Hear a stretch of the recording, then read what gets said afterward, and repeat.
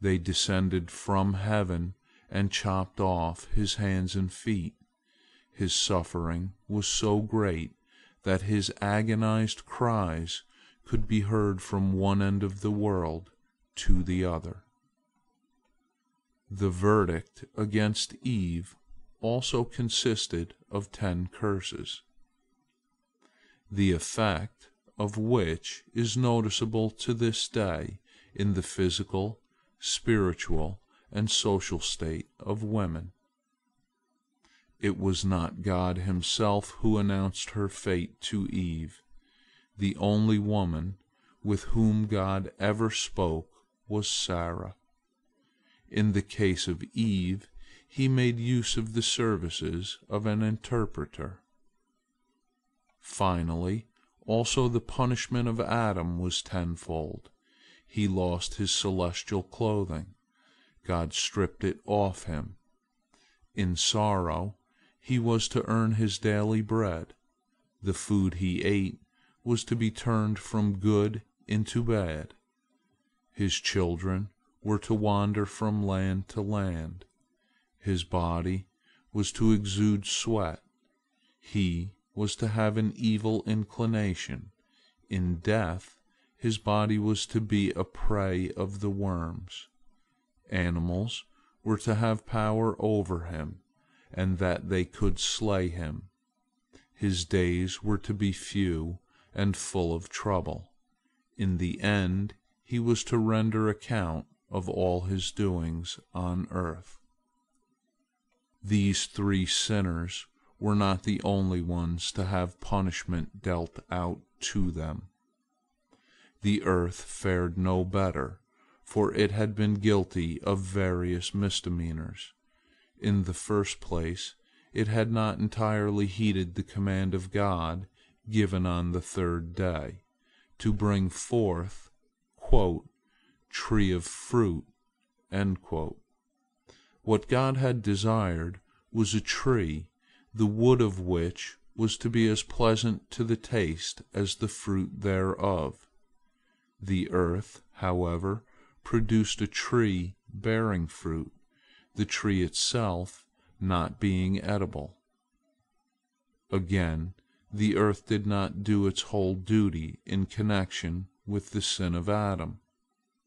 God had appointed the sun and the earth witnesses to testify against Adam in case he committed a trespass. The sun, accordingly, had grown dark the instant Adam became guilty of disobedience, but the earth, not knowing how to take notice of Adam's fall, disregarded it altogether. The earth also had to suffer a tenfold punishment. Independent before, she was hereafter to wait to be watered by the rain from above. Sometimes the fruits of the earth fail. The grain she brings forth is stricken with blasting and mildew.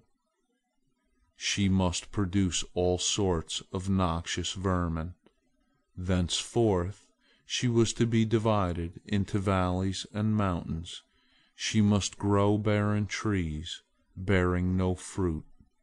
Thorns and thistles sprout from her. Much is sown in the earth, but little is harvested. In time to come, the earth will have to disclose her blood, and shall no more cover her slain, and finally she shall one day wax old like a garment. When Adam heard the words, "Thorns and thistles shall it bring forth," concerning the ground, a sweat broke out of his face, and he said, "What, shall I and my cattle eat from the same manger?" The Lord had mercy upon him and spoke, "In view of the sweat of thy face, thou shalt eat thy bread." The earth is not the only thing created that was made to suffer through the sin of Adam.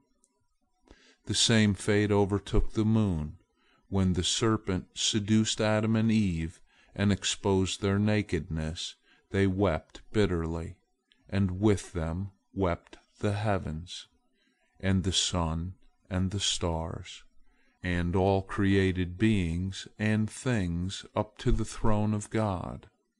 The very angels and the celestial beings were grieved by the transgression of Adam.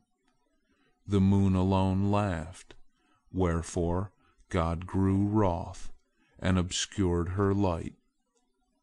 Instead of shining steadily like the sun all the length of the day, she grows old quickly, and must be born and reborn again and again. The callous conduct of the moon offended God, not only by way of contrast with the compassion of all other creatures, but because he himself was full of pity for Adam and his wife. He made clothes for them out of the skin stripped from the serpent. He would have done more. He would have permitted them to remain in paradise if only they had been penitent. But they refused to repent, and they had to leave, lest their godlike understanding urge them to ravage the tree of life, and they learn to live forever. As it was when God dismissed them from paradise, he did not allow the divine quality of justice to prevail entirely. He associated mercy with it. As they left, he said, quote, "Oh, what a pity that Adam was not able to observe the command laid upon him for even a brief span of time." End quote. To guard the entrance of paradise, God appointed the cherubim, called also the ever-turning sword of flames, because angels can turn themselves from one shape into another at need. Instead of the tree of life, God gave Adam the Torah, which likewise is a tree of life to them that lay hold upon her, and he was permitted to take up his abode in the vicinity of paradise in the east. Sentence pronounced upon Adam and Eve and the serpent, the Lord commanded the angels to turn the man and the woman out of paradise. They began to weep and supplicate bitterly, and the angels took pity upon them and left the divine command unfulfilled, until they could petition God to mitigate his severe verdict.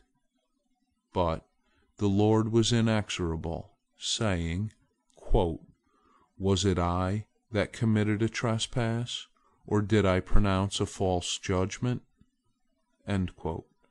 Also, Adam's prayer to be given of the fruit of the tree of life was turned aside, with the promise, however, that if he would lead a pious life, he would be given the fruit on the day of resurrection, and he would then live forever. Seeing that God had resolved unalterably, Adam began to weep again and implore the angels to grant him at least permission to take sweet-scented spices with him out of paradise, that outside too he might be able to bring offerings unto God, and his prayers be accepted before the Lord.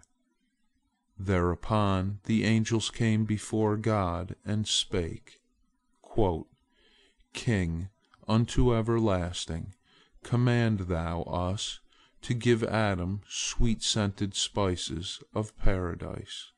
End quote. And God heard their prayer. Thus Adam gathered saffron, nard, calamus, and cinnamon, and all sorts of seeds besides for his sustenance. Laden with these, Adam and Eve left paradise and came upon earth. They had enjoyed the splendor